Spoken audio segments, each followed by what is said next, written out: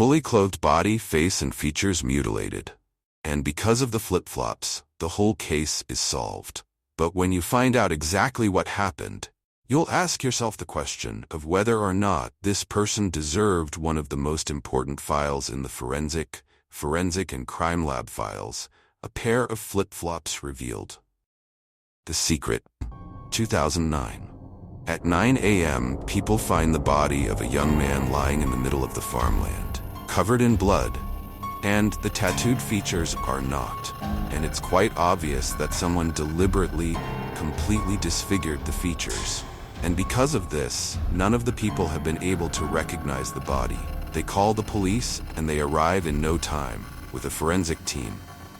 They arrive at the crime scene and begin the process of a complete examination of the crime scene.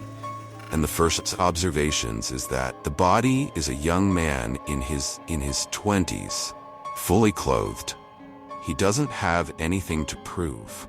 His facial features are completely disfigured, and it is clear that he has been stabbed several times in the chest and back area, in addition to some wounds on the hands and on the leg. And it's very clear that these wounds were caused by the resistance operation that took place with this young man before he died. And none of the people who saw him was able to recognize him. That this young man was killed a few hours ago, very few hours, and the people of the area confirmed that they did not hear nor did they see anything strange in the area. In this area. So of course, the police are collecting evidence, listen to all the witnesses, and at the same time, they lifted the body's fingerprints so they could figure out whose body belongs to who. And while the police continue their search at the scene of the crime. Of the crime scene, they found a flip-flop, found about 40 meters from where they found the body. The flip-flops are brand new. So the security guards take the flip-flops, and go back to the body and try to see if it's the same size as the body. They realize the slippers belong to the body. So the CSI guys try to paint a complete scenario that's as close to the truth. What happened to this young man? And after the forensic are done with the crime scene, the body is transferred to the forensic pathologist so that we have one of the most important cases we will ever hear. Details and a complete scenario that's 90% closer to the truth. 90% of what happened to this young man. The report is released. The CID will start checking all the missing persons reports. And even though they're sure there won't be any, because the body was clearly murdered a few hours ago, and it's very difficult to file a report in such a short time. But it's a security measure that security officers have to do. Cases, and the forensic report that confirms that this young man is in his late 20s and that death occurred in less than 10 hours from the time people found the body. And the cause of death is that he was stabbed 27 times, specifically in the chest and back area, and the death occurred in the same place where people found the body. It means that this young man was not murdered in one place. And then the body was moved to the same place so that the security forces to make sure that the young man was lured to this area and then killed in the same place, which means he probably knew who killed him. And the report also confirms that the young man was in self-defense, which is evident from the angle of the knife wound, as well as the random on his arms and legs, which were clearly self-inflicted.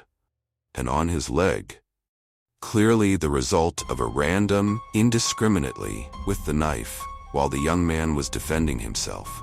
And that should make the officers realize that the death wasn't quick and that this man was tortured for a long time, and then he was killed.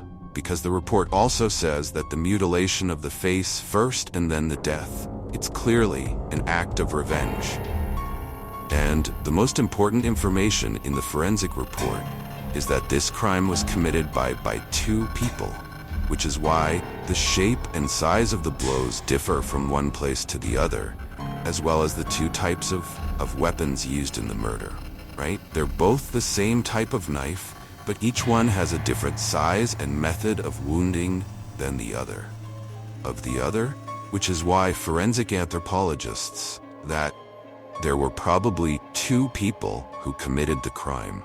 And that information was confirmed by the crime lab report, which found numerous footprints in the area where they found the body, where the body was found, and those footprints could not have belonged to the person who was killed, and only one other person who was with him.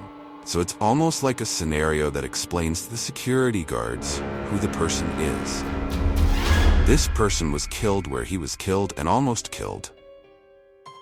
How does it stay the flip-flops they found at the scene of the crime? That will play a very important role in the case. A full day after the discovery of the body, and there are no reports, disappearances. At the same time, they started canvassing all the shoe stores in the area until they found one of the dealers who has the exact same type of flip-flops and who confirms that a young man had bought them from him some time ago. He knows him well.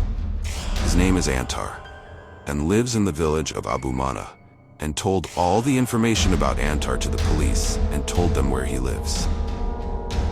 So the cops go to Antar's house. They find his brother sitting outside the house, but his appearance is normal. When they ask him about Antar, he tells them that he went out yesterday to visit his fiancée because her father is still on vacation, because he's working in one of the Gulf countries. Antar didn't come back to the house. They're not surprised because they're used to Antar was always away with his friends, and his family didn't know anything about his movements. At the same time, the body's fingerprints were matched that they found with Antar's fingerprints, so that the result that the body does indeed belong to a young man named Antar. So a forensic team is sent to the home of Antar's fiancée, to Antar's fiancée's house at the same time. At the same time, a second team starts gathering information on Antar to find out who did this to him. When they arrive at his fiancée's parents' house, they told them that Antar hadn't shown up yesterday. When they asked them about the nature of their relationship with Antar, they thanked him very much and said he was a man very respectful and that he's really engaged to their daughter and there's no any problems between them. So the cops thank them and they move on. And that's how Antar ended up on his way to his fiancée's house. Met someone who did that. He did this to him. And according to one of the witnesses in the area who confirmed that Antar did indeed visit his fiancée's house, he arrived home around 5 p.m. And that other witnesses confirmed that they saw Antar coming down from the house at 8 p.m. with his fiancée's brother. Of what his fiancée's family said, because they said that Antar never came home, so the father and brother were summoned. The father and brother were summoned to review the information. As soon as the father of his fiancée's father immediately confirmed to the police that his son had nothing to do with it, that he was the one who killed Antar, and that his son was only there to help him. And from that moment on, we hear the strangest confession you've ever heard.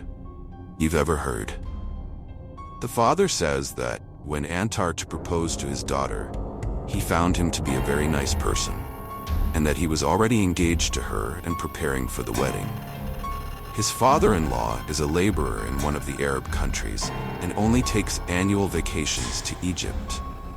This time he came down at an earlier and different time than because of a strange call he got from his best friend's neighbor, who told him that he had seen Antar more than once come home for a visit at different times, and at odd times, and that the visits were usually from his brother. Of his fiancée is never there, and his fiancée is never there. And the father senses that the neighbor wants to tell him something, but he's embarrassed because it's already like that. Where is Antar coming from, and where is he going? The father calls his daughter while he's traveling and asked her about Antar and the state of their relationship. But the daughter assured him that the relationship was fine. But the father felt that the daughter was trying to hiding something from him, so he insisted on hearing from her. What exactly did she tell him about her feelings? She told him that she sensed that there was a relationship between Antar and her mother. Her mother's mother. Of course, a girl wouldn't say something like that unless she's sure. So the father decides he's going on vacation to Egypt immediately to find out what's going on. When he arrives home and sits down with his wife, of course, she tries to deny at first that there's anything, but when pressed, she begins to tell them exactly what happened one day when Antar arrived home, and no one was there. So he assaulted her and threatened that if she told anyone about it, he would expose her. For 8 months, he had an 8-month affair with her. An affair under duress and knowing the dates where her son isn't there or her daughter, who is his fiancée, is not there. And the father repeats that he has to kill Antar. So he calls him and tells him to come and sit with him for a while so they can decide what to do. What to do about the marriage. When Antar arrives home, he realized that the relationship was not good, and that someone knew about his relationship with his fiancée's mother only after his father-in-law sits with him for a while and talks to him about anything. He tells him that he's going to go on to some things and come back, and then his fiancée's brother asks him to come down with him so they can go together. They take a trip to an area where there are claws. The body is found and Antar realizes that his fiancée's father is standing right next to him with a knife in his hand, and at the same time his fiancée's brother also pulls out a knife. They beat and tortured him for 2 hours. 2 hours, and that's when Antar realized they knew everything. After they were sure he was dead, they took all the official papers from him so that no one would recognize him. And then they continued to mutilate all of his face to make sure that no one would recognize the body as Antar's. And they left him lying on the ground, drowning in his own blood, and walked off, of course. The two of them were arrested and put on trial, and I sentenced them both to death because, we're not in a jungle. Not everyone who decides to take matters into their own hands. You can file a lawsuit, and you can go to a lawyer who will tell you what's the right thing to do. Right? Antar is a scumbag, but after all, there's a law that governs our dealings with each other. The most important thing in this case is the accuracy of the scenario that was drawn by the police and the medical examiner, as if they were present at the time of the crime. But if you want to hear the next stories, subscribe and share the story. It's free.